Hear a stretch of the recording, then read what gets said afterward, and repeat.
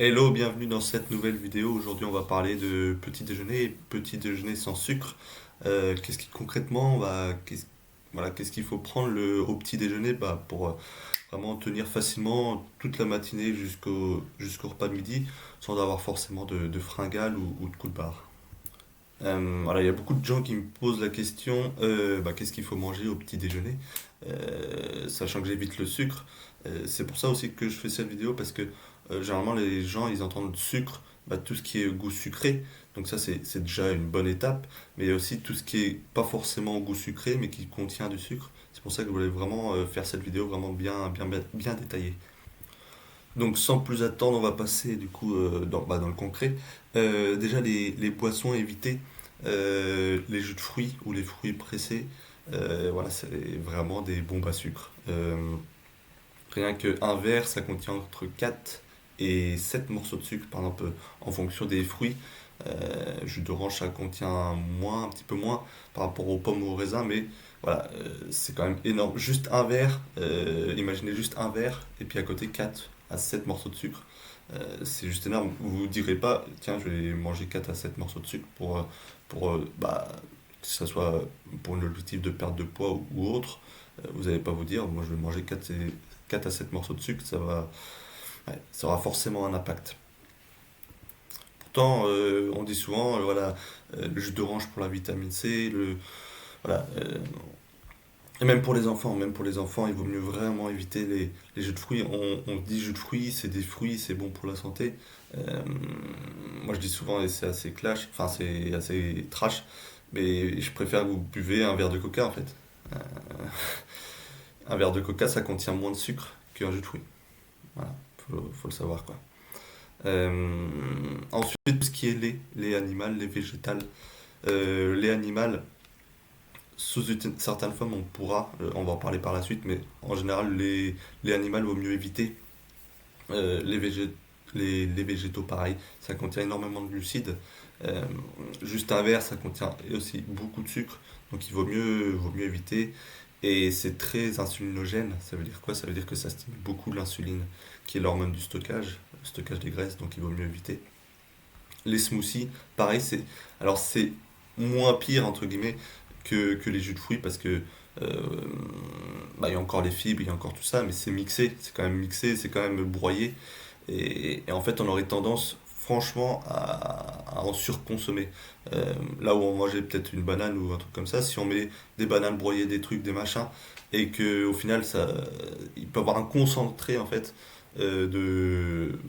généralement de fruits ou des choses comme ça qui peuvent faire augmenter vraiment la quantité de glucides qu'on ingère. Donc vaut mieux éviter. Retenez bien que, en fait, je veux parler de glucides. Glucides, ça englobe tous les sucres, que ce soit les sucres rapides, les sucres lents. Voilà, pour que ça soit bien clair. Ensuite, l'eau citronnée, l'eau de vinaigre. Je sais qu'il y en a beaucoup qui font ça pour une optique de perte de poids. Euh, bon, ça sert pas à grand chose. Ça sert pas à grand chose, voire même à rien du tout. Euh, Et en fait, ça va juste abîmer l'émail de vos dents. Voilà, c'est très acide. Donc à long terme, il vaut mieux éviter de boire ce genre de choses. Et ensuite, le café. Bon, voilà. En tant que tel, le café ne pose pas de problème parce que ça contient pas de glucides, sauf que ça entraîne voilà, ça entraîne une déshydratation, ça entraîne voilà, pas mal de choses qui sont pas forcément favorables à la santé. Après, si vous buvez un café sans sucre, bon, c'est ok. C'est pas ça qui va faire une énorme différence. Voilà. Donc les à privilégier, ça va rester assez simple. Euh, donc c'est de l'eau, ou alors thé, tisane, infusion. Ou alors, voilà, je parlais de lait animal tout à l'heure, on va en reparler après, mais le kéfir de lait cru, par exemple, voilà, c'est du lait qu'on fait fermenter, euh, et du coup, la teneur en glucides, grâce à la fermentation, va baisser, et du coup, on se retrouve avec du lait qui est un petit peu acidulé, et donc avec très très peu de glucides, donc ça pose pas de problème. Ensuite, les produits laitiers. Produits laitiers, on va éviter tout ce qui est produits laitiers allégés. Donc voilà, tout ce qui est 0% de matière grasse, tout ce qui est, voilà, tout ce qui est allégé en fait. pour la simple et bonne raison que ce sont des produits transformés. Et en fait, ils ont réduit la matière grasse. Euh, du coup, forcément, c'est plus riche en autre chose, et notamment en glucides. Donc, quand on enlève la matière grasse, elle est là en fait à la base pour ralentir l'absorption des sucres, vraiment faire baisser un petit peu la vitesse à laquelle le sucre passe dans le sang et tout ça. Et en fait, euh, ça a été fait dans une optique vraiment, enfin, avec une approche vraiment, approche de calories en fait. Quand on pense que c'est les calories qui posent problème, forcément le gras c'est très calorique et donc on élimine le gras. Mais mon approche, on va dire, elle est plutôt hormonale. Et quand on comprend que c'est vraiment l'insuline qui est la clé dans tout ça, des produits qui sont euh, plus riches en sucre, forcément en fait, ça va augmenter la glycémie, ça va augmenter l'insuline, donc c'est pas forcément ce qu'il y a de mieux. On va éviter du coup aussi tous les produits pasteurisés, même s'ils sont faits avec du lait entier ou des choses comme ça. Pasteurisés, UHT, thermisés, homogénéisés. Voilà, tous ces produits laitiers, en fait, ils sont transformés. Et cette transformation va impacter la nature des protéines, elle va impacter euh, la qualité des matières grasses qui sont à l'intérieur. Voilà, c'est des choses qui vont générer de l'inflammation. Voilà, l'inflammation en tant que telle, enfin, c'est une des causes qui fait que on n'arrive pas forcément à perdre du poids, qui génère aussi des douleurs, enfin tout ce qui est lié à l'inflammation en général. Donc il vaut mieux éviter. Donc voilà, là, je leur dis un petit peu. Les laits animaux, à part le kéfir du coup, euh, les et yaourts végétaux, pareil. Les végétaux sont extrêmement riches en glucides. Alors, pas forcément tous, mais en général, oui. Et ça contient aussi généralement des édulcorants, des conservateurs, voilà, tout un tas de choses qui ont rien à faire dans notre alimentation. Donc voilà. Par contre, voilà, les produits laitiers à privilégier, donc ça va être tous les produits laitiers au lait cru. Euh, Sauf le lait, voilà, j'en ai assez parlé. Donc ça peut être le fromage, ça peut être le fromage blanc. Faisselle, yaourt, au lait entier. À la grecque, le skyr, voilà, toutes ces choses. Bon, crème fraîche et beurre, on va pas le manger comme ça, mais ça peut venir en accompagnement, on va le voir après, pour faire des genres de petits déjeuners un peu plus complets. On peut rajouter de la crème, ça pose pas de souci. Voilà. En fait, tous ces produits laitiers, en fait, à partir du moment où il n'y a pas de lait, à partir du moment où il y a une mini transformation, de l'affinage et tout ça, la quantité de glucides, en fait, elle disparaît grâce à la fermentation, grâce à la transformation. Euh, donc voilà, il n'y a pas de problème. Le kéfir, j'en ai déjà parlé, voilà. Et du ghee pour cuisiner. Vraiment aucun problème là-dessus. Ensuite, et c'est là où vraiment euh, le piège se trouve en fait. Parce que j'entends souvent des personnes me dire ouais, moi je mange un petit déjeuner sans sucre. Euh, ok, on enlève tous les produits sucrés, pas de problème. Mais ce qu'ils pensent pas forcément, ça va être tout ce qui est à base de glucides, mais qui a pas forcément le goût sucré. Voilà, j'en parlais tout à l'heure. Je parle de pain, de biscottes, de céréales, des tartines, voilà, tout ce qui est fait à base de farine, de céréales, que ce soit à base de blé, d'orge, enfin vraiment toute cette famille on va dire de pain, de biscottes, de féculents. C'est vraiment le piège parce que c'est extrêmement riche en glucides et ça va stimuler du coup l'insuline. Pour se rendre compte, voilà, 100 grammes de pain, c'est quelques tartines, enfin, c'est vraiment pas beaucoup et ça contient entre 10 et 16 morceaux de sucre. Donc je trouve ça juste énorme en fait. Donc si vous n'avez pas forcément les résultats que vous souhaitez et que vous continuez à manger ce genre d'aliments, ça peut forcément, enfin en grande partie, être la cause du fait que vous n'arrivez pas à atteindre vos objectifs. Il faut se poser la question, est-ce que si on, pareil que tout à l'heure, imaginons qu'il y ait 10 à 15 morceaux de sucre devant nous, est-ce qu'on peut, on doit, enfin on se dit, ok, ça va être bon pour moi. Je doute, hein. Ensuite, ce qui est un peu plus logique, du coup, voilà, c'est plus que quelque chose au goût sucré ou voilà, pâtisserie viennoiserie, ça va plus sous le bon sens, mais bon, je tenais quand même à le préciser. Euh, Ensuite, la confiture, tout ce qui va être sucrant, euh, miel, sirop d'agave, voilà, ça, en fait, souvent on entend il y a des bons sucres, il y a des mauvais sucres. Pour moi, il y a juste des très mauvais sucres et des mauvais sucres. Et après, il y a aussi la quantité qui va jouer. Euh, mais voilà, le sucre, c'est vraiment pas quelque chose d'essentiel. Euh, pour moi, dans tous les cas, c'est pas optimal. Après, il y en a des moins pires, mais voilà. Vraiment, voilà. Il faut savoir que voilà, tout ce qui est fait à base de fruits, du coup, les confitures, miel, sirop d'agave, c'est aussi extrêmement riche en fructose, qui est un type de sucre. Et il faut savoir que le fructose, euh, c'est pour ça qu'il y a des personnes qui utilisent le miel, choses comme ça, parce qu'ils pensent que c'est du bon sucre. Sauf qu'en fait, c'est un sucre qui va pas impacter directement la glycémie. Donc, qui va pas forcément sécréter de l'insuline. Parce que, voilà, c'est un type de sucre par rapport au glucose. Euh, mais c'est pas pourtant qu'il est bon et qu'il n'est pas néfaste. Le fructose, en fait, il est directement métabolisé par le foie et directement stocké sous forme de graisse. C'est-à-dire que en premier lieu, il va être stocké dans le foie. Par exemple, si on a un foie gras, si on a une stéatose hépatique, bah, franchement, le fructose, c'est l'un des premiers responsables. Alors effectivement, le glucose aussi, mais fructose, c'est vraiment il est directement stocké sous forme de graisse, que ce soit dans le foie en premier lieu, et aussi après bah, un petit peu partout. Mais vraiment, voilà, c'est vraiment le piège, quoi. Et pourtant, on se dit le miel c'est naturel. Bon, voilà. Tout ce qui est naturel n'est pas forcément bon. Euh, Ensuite, les flocons d'avoine, bon, j'aurais pu les mettre avec toute la première partie en haut. Oats, bah, c'est en anglais. Mais généralement, des fois, c'est utilisé un peu en France aussi. Euh, voilà, tout ce qui est flocons d'avoine, que ce soit bah, avoine, mais aussi flocons de sarrasin, bah, toutes ces choses-là, pour faire du porridge ou des recettes comme ça, c'est pareil. C'est autant de glucides que tout ce qu'on a vu au début. Donc vraiment, ça à éviter également. Ensuite, les fruits. Alors voilà, on va peut-être me tomber dessus parce que les fruits c'est soi-disant bon pour la santé.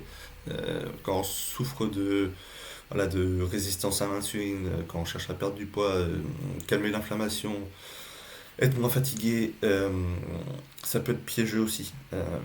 Ça peut être piégeux aussi. C'est pas ce genre de choses qui va vous rassasier pour la matinée, c'est pas ce genre de choses qui va vraiment vous apporter de l'énergie, ça va plutôt faire un pic et ensuite voilà un crash de glycémie. Bon, avec des fruits moins, mais quand même. C'est vraiment le piège. Les fruits séchés, vraiment éviter. C'est vraiment du concentré et vous aurez tendance en fait à en trop manger. Pareil pour les fruits. Et donc voilà, il vaut mieux éviter. Vous inquiétez pas, on va arriver aux choses où on peut manger. La compote c'est un peu la même chose que le smoothie de tout à l'heure. La compote c'est piégeux en fait. Là où on va manger une pomme par exemple, en compote on peut facilement en manger 3 4 5 une fois que c'est cuit, une fois que c'est ah bah, en compote, franchement, moi j'ai fait des... Moi j'ai fait pas mal de conneries, mais euh, j'ai fait des journées en fait de monodiète de pommes, des choses comme ça. Et en fait je me rendais compte que à la fin de la journée, bon pour d'autres raisons, mais à la fin de la journée, la quantité de pommes que je mangeais, c'était juste hallucinant. Et donc la quantité de sucre qu'il y a derrière, ouais, faut faire attention. Même sans sucre ajouté, hein. Rien que le sucre des fruits, faites attention. Ensuite, il faut aussi, ça c'est très important, les mauvaises sources de lipides, de gras. Donc les margarines qu'il faut faire très très attention. Enfin, pour moi, il faut supprimer. Encore, il y a des choses qu'on peut garder un petit peu. Mais vraiment, margarine, ça c'est à jeter. Pour moi, c'est un aliment ultra transformé. En fait, on a pris des huiles, enfin ouais, des aliments, enfin des huiles végétales euh, liquides et via un processus d'hydrogénation, enfin, je ne veux pas rentrer dans les détails, mais on les a rendus solides bah, pour en faire une espèce de beurre. Mais en fait, il faut savoir que euh, cette margarine, en fait, ce produit final, voilà, c'est un aliment ultra transformé qui est tout, mais enfin, quand on regarde la liste des ingrédients, on se demande même ce que c'est. On se dit, mais qu'est-ce qu'il y a dedans? Et, euh, et en fait, il faut savoir que la margarine, euh, ça va favoriser l'inflammation, comme toutes les autres huiles végétales. Ça va favoriser la résistance à l'insuline. Donc ça, voilà, ça va laisser vraiment la place belle à toutes les pathologies cardiovasculaires, syndrome métabolique, donc hypertension, l'inflammation, ça va, voilà, prise de poids, obésité, diabète, prédiabète, graisse abdominale, vraiment toutes ces choses-là qui vont, bah, voilà, vraiment à éviter quoi. Enfin, à supprimer. Là, je vais pas y aller de main morte, c'est vraiment à supprimer. Il vaut mieux un bon beurre au lait cru, c'est juste incomparable. Le beurre de cacahuète, pareil. Alors, c'est moins transformé, c'est quand même mieux que la margarine, mais enfin, en fait, cacahuètes, quand on en fait un petit peu bah, du beurre comme ça, c'est très riche en oméga 6 par rapport au oméga 3, donc ça va favoriser aussi l'inflammation. Donc ça va aussi pareil favoriser toutes ces pathologies, donc il vaut mieux éviter. Après tout, pour tous les autres beurres d'oléagineux, on va en parler juste après. Bah, on va en parler juste après, comme ça sera fait. Donc les produits à consommer voilà, là on peut se faire plaisir, on peut manger jusqu'à plus faim, il n'y a pas de souci.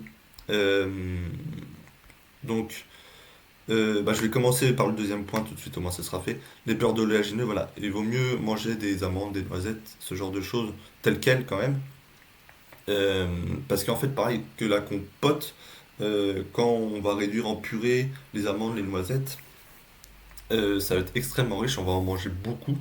Alors que bah, pour faire un petit peu un beurre, en fait, il faut énormément d'amandes, noisettes. Et pareil, ça va être un petit peu trop déséquilibré au niveau des oméga 6 et des oméga 3. Donc il vaut mieux y aller doucement sur ce genre de choses. Peut-être de temps en temps, il n'y a pas de problème. Au quotidien, ça risque de poser un problème. Donc passons au premier point. Du coup, des œufs, souvent ce que je recommande quand il n'y a pas d'allergie ou d'intolérance. Des œufs, voilà, sur toutes leurs formats. Que ce soit en omelette, que ce soit poché, que ce soit à la coque. Vraiment, il n'y a pas de souci avec ça. Vraiment, voilà, faites-vous plaisir, variez. euh, voilà. Les produits laitiers, bah, je leur mets là parce que c'est vraiment pour récapituler un petit peu tout. Donc je vais pas revenir dessus, que ce soit du fromage vraiment. Voilà, produits laitiers au lait cru qu'on a déjà vu juste avant. Ensuite j'ai marqué viande, légumes. Voilà, ça c'est plus pour les personnes qui veulent faire un vrai repas le matin. Il n'y a pas y a pas de souci en fait. Euh, Par exemple, il y a des personnes qui travaillent, qui vont pas forcément avoir le temps de manger le midi. Bah, vaut mieux faire un vrai repas le matin. Euh, voilà. Après, je connais des personnes qui mangent aussi de la viande au petit déjeuner, il n'y a pas de souci. Par exemple, du blanc de poulet qui reste de la veille, tout ça. Donc, voilà. Pareil, poisson en boîte. J'avais un client qui mangeait du thon tous les matins. Une ou deux boîtes de thon. Avec de la mayonnaise maison. J'insiste bien sur le maison parce que toutes les mayonnaises qui sont dans le commerce, bon, c'est fait avec des huiles végétales donc il vaut mieux éviter. Euh, Mayonnaise maison, il n'y a pas de souci. Euh, voilà. Une fois que c'est fait avec des bons ingrédients, il n'y a pas de problème. Après voilà, sardines, crocs, foie de morue, voilà, tous les poissons gras, c'est très bien. Charcuterie artisanale, voilà, sans sucre à ajouter, sans conservateur, sans tout un tas de choses, ouais, tout un tas de choses qui ont rien à faire dans notre alimentation. Euh, Lardon, bacon, voilà, on peut faire un petit déj à l'anglaise avec des œufs, avec du lard. Il n'y a vraiment pas de souci. Et voilà. Euh, Ensuite, les fruits peu sucrés. Voilà, alors, je parle un petit peu des fruits, l'avocat, fruits rouges, noix de coco. Après tout ce qui est issu de la noix de coco, donc que ce soit l'huile de coco, crème de coco, il n'y a pas de souci. Vraiment, voilà.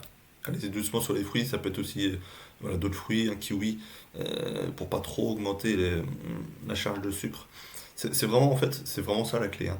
Quand on a une résistance à l'insuline et tout ça, faut vraiment faire diminuer le taux de sucre qu'il y a dans l'alimentation. Donc voilà. Ensuite, jambon, voilà, tout ce qui est un petit peu aussi charcuterie, blanc de poulet, de dinde. Voilà. Après, ça peut être aussi des tranches de truite, de saumon. Euh, voilà. Et enfin, j'ai marqué recette cétogène. euh, Parce que voilà, euh, c'est possible de trouver des recettes. Moi, je vous recommande, par exemple, je sais qu'en transition, en fait, passer par exemple sur un petit déjeuner très salé, très sucré, pardon, très sucré, à tout ce qu'on vient de voir là, là, c'est vraiment ce qu'il y a de plus optimal. En transition, c'est pas forcément simple, parce qu'on est habitué depuis des années à manger du sucre, à avoir un petit goût sucré. Ce que moi je recommande du coup, c'est de chercher des recettes ou voilà, de se procurer des recettes cétogènes euh, pour quand même faire des petits déj qui peuvent être sympas. Euh, voilà, je pense aux crêpes, aux pancakes, des gâteaux, des choses comme ça. Donc en fait, il y aura, en fait, c'est pour se déshabituer tranquillement du sucre. Euh, Ça va permettre ouais, de faire la transition tranquillement. Et en fait, c'est des recettes qui sont vraiment, après on trouve de tout, mais vraiment bonnes et au goût sucré, grâce à des sucrants alternatifs qui impactent pas du coup la glycémie, qui impactent pas l'insuline, ou très très peu. Euh, donc voilà, et au moins ça permet de. Voilà, on peut se dire, bon, avec tout ça, c'est un peu triste, mais on peut faire voilà, du pain cétogène. Comme ça, on garde notre tartine avec notre beurre cru. Voilà, c'est vraiment pour faciliter les choses. Et puis la transition, quoi. Euh, voilà. Je vais faire à peu près le tour. Si vous avez des questions, n'hésitez pas à les mettre en commentaire. Si ça vous aidait, du coup, n'hésitez pas à mettre un like, c'est toujours, ça fait toujours plaisir. Euh, et puis vraiment, encore une fois, si vous focalisez juste sur ces aliments-là, euh, vous allez tenir facilement, mais vraiment facilement, jusqu'au repas du midi, soit midi, 1 heure, 2 heures, même si vous mangez suffisamment. Enfin, vraiment, vous serez rassasié, vous n'aurez pas de fringales. Et puis en plus de ça, voilà, les résultats, après en fonction des autres repas aussi, mais les résultats suivront évidemment. Euh, voilà. Et puis le petit déjeuner, c'est quand même là où on peut avoir le plus d'impact, parce que euh, c'est souvent là où vraiment c'est des repas qui sont très riches en sucre habituellement, traditionnellement. Donc changer le petit déjeuner, c'est peut-être la première chose à faire. Donc c'est pour ça que je vous ai fait cette vidéo. Voilà, j'espère que ça vous a plu et je vous dis à bientôt.